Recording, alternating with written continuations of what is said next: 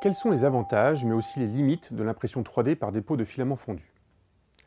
La manière dont une imprimante 3D de type FDM fabrique des objets permet de réaliser des choses impossibles à faire avec l'injection plastique, mais pose aussi certaines limites. Voyons tout d'abord les avantages de cette technologie. Un premier avantage est la rapidité du cycle de prototypage par rapport à l'injection plastique. Il est certes bien plus rapide de produire une pièce par injection plastique, mais il faut tout d'abord réaliser le moule correspondant à cette pièce. La réalisation d'un moule est onéreuse et à chaque modification de la pièce, il faut refaire le moule. C'est donc une méthode peu adaptée pour rapidement tester une pièce dont on modifie souvent le modèle. Ce n'est pas pour rien que l'expression prototypage rapide est souvent utilisée pour illustrer l'impression 3D. Il est vrai que le processus d'impression est relativement lent, mais on peut déclencher une impression aussitôt que le modèle 3D de l'objet est réalisé. Cela permet d'avoir des cycles de développement et de tests très courts. Un autre avantage de l'impression 3D est qu'elle permet de réaliser des formes et des imbrications qui sont impossibles à obtenir par moulage. Il est par exemple impossible de réaliser par moulage une chaîne. En effet, dans ce cas, les maillons doivent être réalisés indépendamment puis assemblés. Avec l'impression 3D, il est possible de réaliser facilement un objet comportant des éléments indépendants et mobiles les uns par rapport aux autres, mais cependant liés les uns aux autres, comme les maillons de la chaîne. Par exemple, l'équivalent d'un roulement à billes peut être imprimé en une seule fois. L'objet est parfaitement fonctionnel et ne peut pas être désassemblé. Ce type de réalisation est impossible via des méthodes plus conventionnelles. Certaines imprimantes permettent même d'utiliser plusieurs matériaux en parallèle pendant l'impression, ce qui permet par exemple de réaliser une pièce avec des parties rigides et d'autres souples.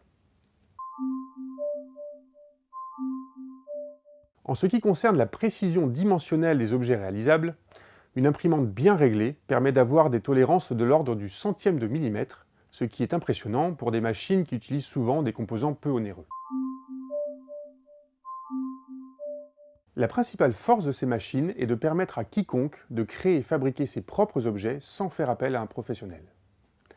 Malgré tous les avantages cités, l'impression 3D impose cependant certaines limites. Voyons plus précisément ensemble ces limites.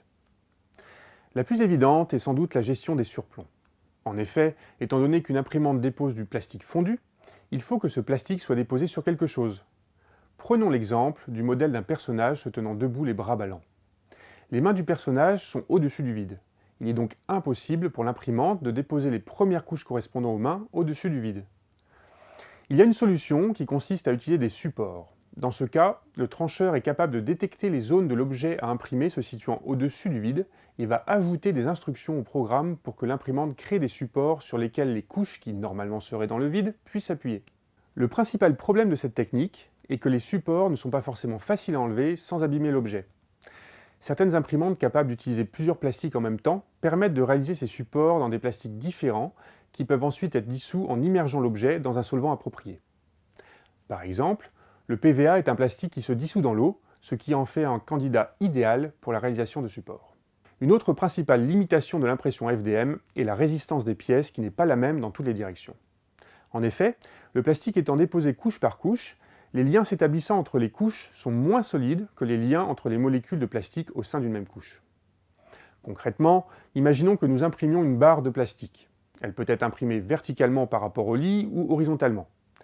La barre imprimée verticalement sera beaucoup moins solide en flexion que la barre imprimée horizontalement. Cependant, cette limitation peut être prise en compte en choisissant soigneusement l'orientation d'un objet lors de son impression.